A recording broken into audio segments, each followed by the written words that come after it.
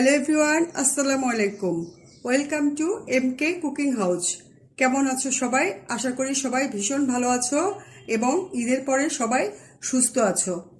আজ আমি তোমাদেরকে একটা ভীষণ মজার ফাস্টফুড আইটেম শেয়ার করব তোমাদের সাথে, যেটা কিনা এই ঈদের সময় যে অনেক মাংস রান্না করা হয়, তারপরে বাড়তি মাংসটা প্রত্যেকদিন জাল দিতে দিতে মাংসটা ঝুরা হয়ে খুবই মজার একটা আইটেম হয়ে যায়। সেই ঝুরা মাংস দিয়েই কিভাবে খুব সহজেই বিফ পিজা তৈরি করা যায় তারই একটা রেসিপি আমি তোমাদের সাথে শেয়ার করব। তো চলো দেখে নিই আমরা এই বিফ পিজা বানাইতে কি কি লাগছে।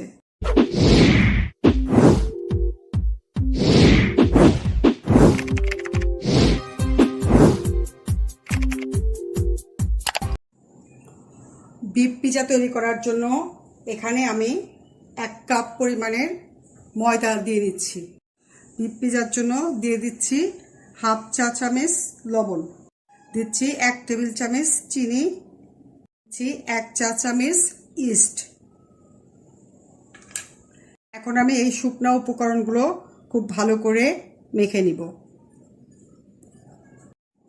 আমি এই ইস্ট দেওয়া ময়দাটার সাথে এখন হালকা কুসুম গরম পানি দিয়ে এটা অল্প অল্প করে মিশিয়ে নিব। একবারে সবগুলো পানি দিব না, এটা আস্তে আস্তে করে আমার আধা কাপের মতো পানি হয়তো লাগবে। এটা দিয়ে আমি ভালো করে খুব মসৃণ একটা ডো তৈরি করে নিব।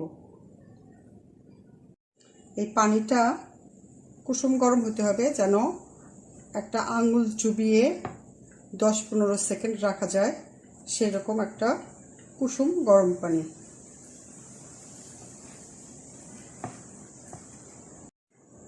এই পিজার ডোটা ভালো করে মাখিয়ে নিতে হবে, এরকম একটা স্টিকি ভাব হবে।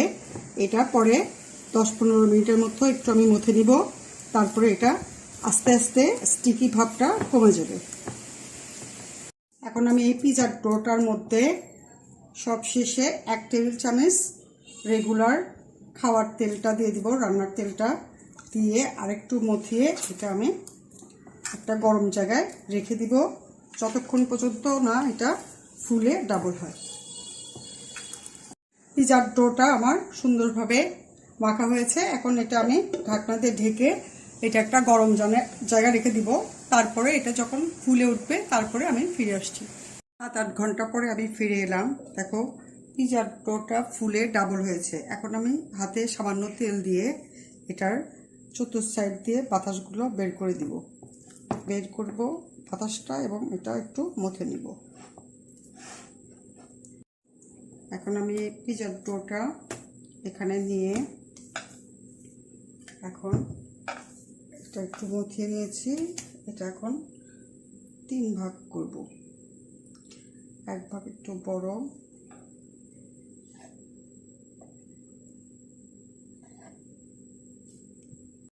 এখন আমি এই পিজার ডোটাকে 3 ভাগে ভাগ করে নিয়েছি, দুটো ছোট ভাগ আর একটা বড় ভাগ। এখন আমি এই বড় ভাগটা একটা যার ভিতরে পিজাটা সেট করব সেটার ভিতরে দিয়ে দিব। এখানে আমি একটা ছোট ফ্রাই প্যান নিয়েছি, এটার ভিতরে আমি পিজাটা বানাবো। তো এটার মধ্যে আমি সামান্য তেল ব্রাশ করে নিয়েছি। এখন এই পিজার বড় ডোটা এটার ভিতরে আমি পিজার শেপ দিয়ে নিব।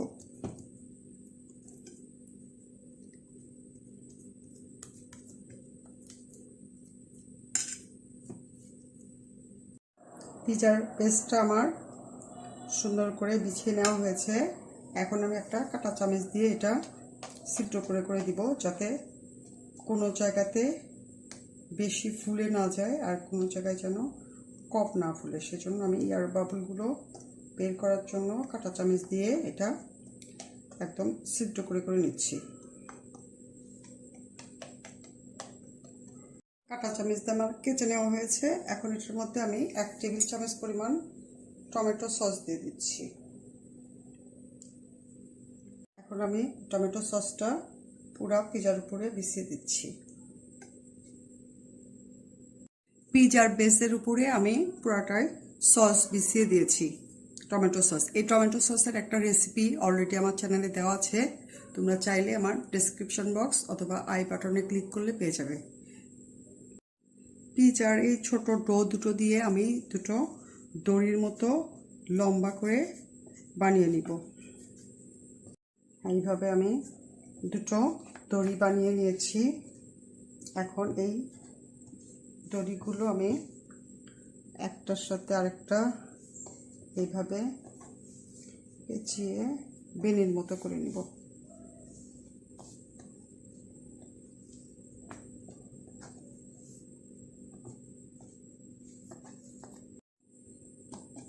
পুরোটাই আমি এরকম বেনির মতো করে বানিয়ে নিয়েছি।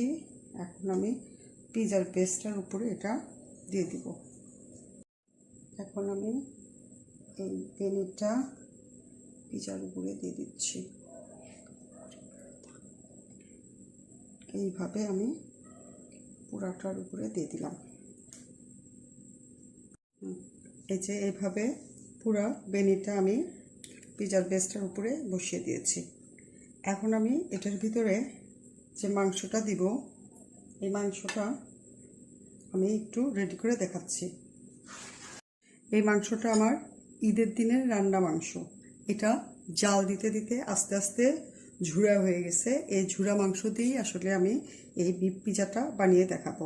তো এটার মধ্যে ঝাল মশলা সব রকমের মশলাপাতি দেওয়া আছে, কিছুই আর দিতে হবে না। জাস্ট আমি শুধু এটার ভিতরে কিছু কাঁচা পেঁয়াজ অ্যাড করব।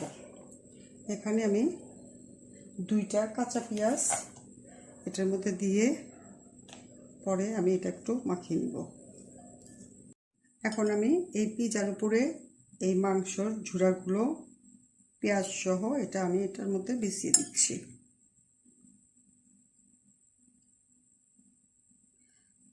কাঁচা মাংস মানে কাঁচা পেঁয়াজটা দেওয়ার উদ্দেশ্য হচ্ছে কাঁচা পেঁয়াজটা যখন হালকা সিদ্ধ হয়ে যাবে পিজার সাথে, খেতে একটু মানে অন্যরকম একটা টেস্ট লাগবে, ভালো লাগে। এটা হালকা সিদ্ধ হালকা ভাজা পেঁয়াজ খেতে টেস্ট আছে, সেজন্য এটার মধ্যে আমি দিয়ে দিলাম।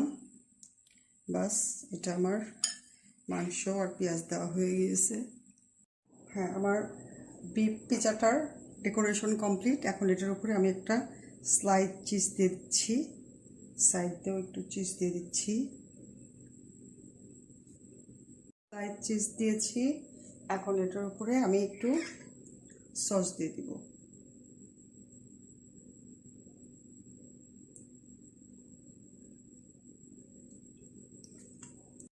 ডিম আর দুধের মিশ্রণটা আমি চতুর্দিক দিয়ে ব্রাশ করে দিয়েছি। এখন আমার পিজার ডেকোরেশন কমপ্লিট। এখন এটা আমি চুলাতে করব, সেজন্য চুলাতে দিব মিডিয়াম লো হিটে। এখন আমি এই বিফ পিজার পার্টস দিয়ে এখানে আমি একটা ডিমের কুসুম আর সামান্য একটু লিকুইড দুধ দিয়ে মিক্সড করে নিয়েছি। এটা এখন আমি ব্রাশ দিয়ে চতুর্দিক দিয়ে ব্রাশ করে দিব, তাহলে খুব সুন্দর একটা কালার হবে এটা পিজাটা যখন হয়ে যাবে। চতুর্দিক দিয়ে আমি ভালো করে ডিম আর দুধের মিশ্রণটা মিক্সড করে দিচ্ছি।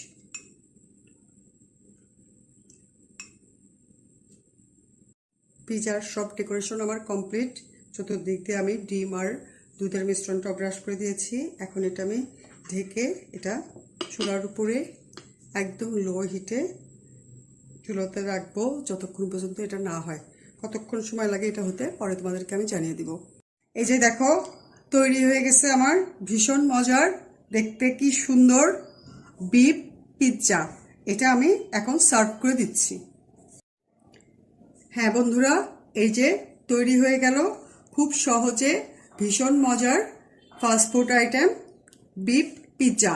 এটা আমি তোমাদেরকে কেটে দেখাচ্ছি ভিতরে কেমন হয়েছে। আমি এটা কেটে দেখাচ্ছি, দেখো ভিতরে কি সুন্দর হয়েছে।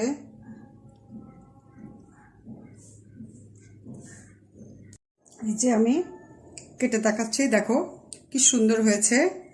এটা তোমরা বাসায় অবশ্যই ট্রাই করো। এটা খেতেও অনেক মজার আর দেখতে কি সুন্দর লোভনীয় দেখাচ্ছে।